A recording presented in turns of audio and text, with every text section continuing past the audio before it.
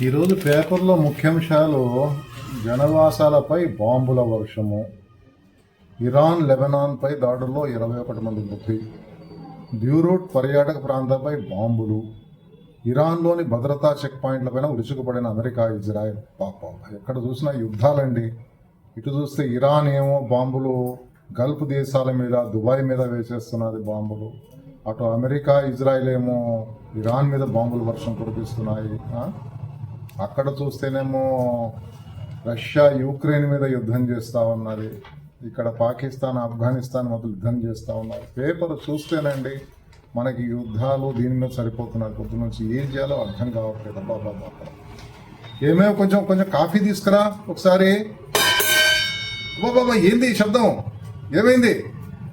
మనమే రాలేదు, గిన్నెలు దోముకోవాలి, బట్టలు ఉన్నాయి. చచ్చాన్ రా నాయన. బయట యుద్ధమేమో కానీ ఇక్కడ మా ఇంట్లో యుద్ధం మొదలయ్యేటట్టుంది. పని మనిషి రాలేదంట. కాఫీ ఇవ్వడానికి కూడా టైం లేదు. ఇప్పుడు అన్ని బట్టలు గిన్నెలు అలాగే ఉన్నాయంట. ఇప్పుడు ఈ యుద్ధం ఎట్లా సమస్య పరిష్కారం అవుతుందో నాకైతే తెలియదండి బాబు. నేను మళ్ళీ కలుస్తానండి. ఇక్కడ పరిస్థితి బాగాలేదు.